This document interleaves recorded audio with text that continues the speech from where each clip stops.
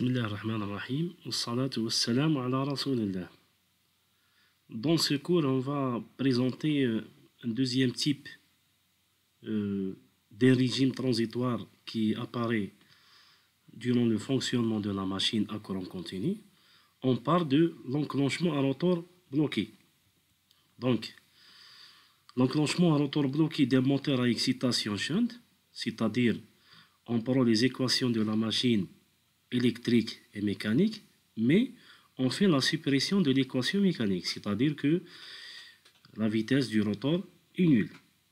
Ce qui permet d'avoir les équations suivantes. Donc on a l'équation de l'induit, où la force électromotrice de rotation est nulle, puisqu'on a un rotor bloqué, donc la vitesse est nulle. L'équation se simplifie. On prend comme condition initiale le courant IR0 est égal à 0 pour l'utiliser dans la transformation de Laplace. Pour l'inducteur, on a l'équation qui est ici, qui est représentée par le terme chute ohmique plus la force électromotrice de transformation.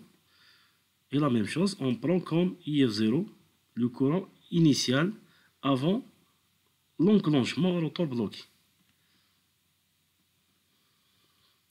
Donc, en appliquant la transformation de Laplace pour un échelon de tension, on prend l'équation précédente de l'induit, où on a supprimé l'équation mécanique.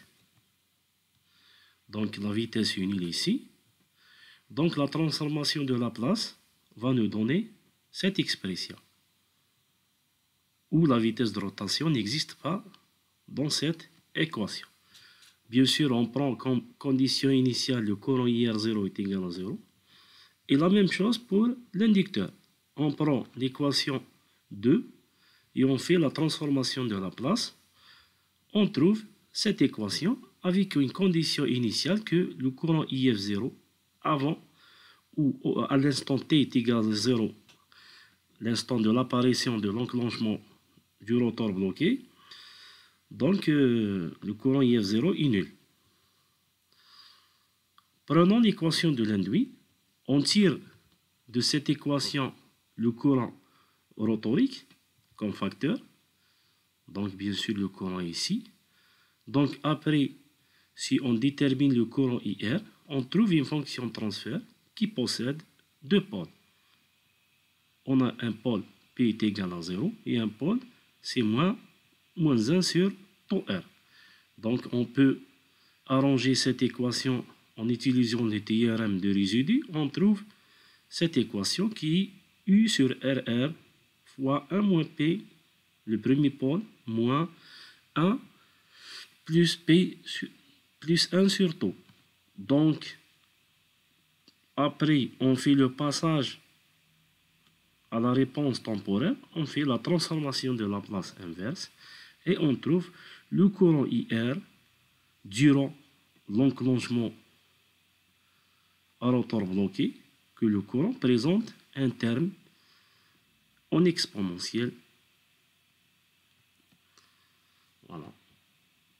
Avec tau R, c'est l'inductance de l'induit selon l'axe Q divisé par la résistance. Pour l'inducteur, c'est la même chose. On tire le courant IF. Donc, après cet arrangement, on prend le courant IF comme facteur pour trouver une fonction de transfert représentée par cette équation. On fait le même arrangement. On trouve deux pôles. Un pôle P est égal à 0 et le deuxième, c'est le pôle moins 1 sur tau F.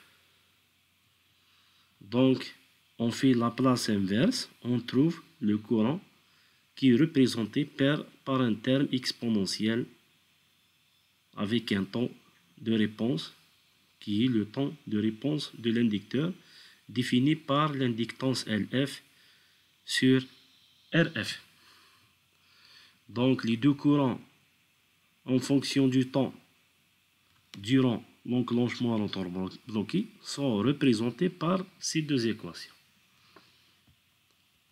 On remarque que le courant d'induit présente une réponse transitoire, celle-ci, qui est représentée par cette figure, une réponse transitoire en exponentielle après un temps de réponse tau R. Donc on a ici, le régime est établi à partir d'un temps de réponse tau R, qui est défini par LQ sur RR. Après cette constante, le courant d'induit atteint le régime permanent à une valeur définie par un courant établi qui est U sur RR. Cette valeur, on a trouvé précédemment, mais pour un régime transitoire rapide, qui est le courant de démarrage dans l'enclenchement direct, en fonctionnement à vide. C'est le fonctionnement normal. Mais dans cette partie, ce courant qui est défini précédemment, c'est le courant de démarrage, dure plusieurs cycles. Et c'est dangereux pour la machine. Donc on a ici un fonctionnement anormal de la machine, puisque le courant de démarrage, il dure plusieurs cycles. Donc on a risque de bousiller le bobinage, donc bousiller la machine. Ou la machine, elle s'échauffe. Donc c'est pour protéger la machine, il faut prendre en considération des mesures de sécurité afin de dépasser ce régime rapidement sans aucun risque. Donc on doit faire des mesures de sécurité pour réduire le courant d'induit à sa valeur admissible. Donc c'est un fonctionnement anormal de la machine où le courant est très élevé. Pour le courant d'inducteur, on voit ici que le courant d'inducteur, il s'établit au régime permanent à partir d'un constant tau F. On remarque que la constante tau F de l'inducteur est très grande que celle de l'induit. Donc, le courant d'inducteur prend un temps supérieur à celui de l'induit pour s'établir au régime permanent qui prend un courant U sur RF. Sa forme se rapproche à celle d'un exponentiel. Voilà. Donc, on remarque que l'enclenchement à rotor bloqué n'affecte pas le courant d'inducteur. Le problème, il est posé au niveau de l'induit. Pour le couple électromagnétique, on voit que le couple électromagnétique presque a une réponse qui se rapproche à celle du courant d'inducteur, puisque le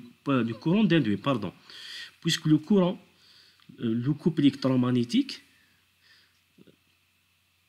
est l'image du courant d'induit. Donc la grandeur génératrice du couple électromagnétique, c'est le courant d'induit.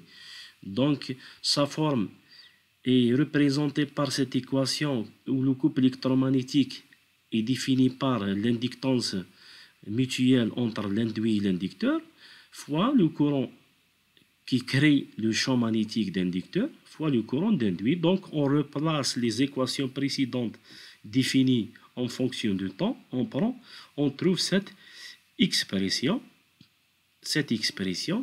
qui se rapproche à une réponse d'un circuit de premier ordre avec un constant de temps combiné entre les deux constants de temps, celui du rotor et celui du stator.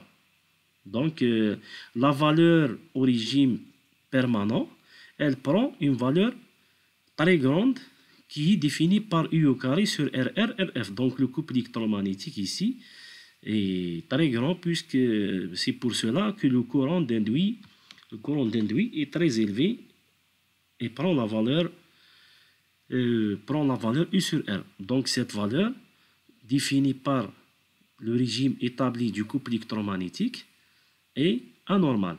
Donc on doit prendre des mesures de sécurité pour dépasser ce régime sans aucun risque sur la machine. Dans la prochaine présentation, on va vous présenter un autre régime transitoire, c'est le court-circuit d'une génératrice, court-circuit de l'induit dans une génératrice shunt.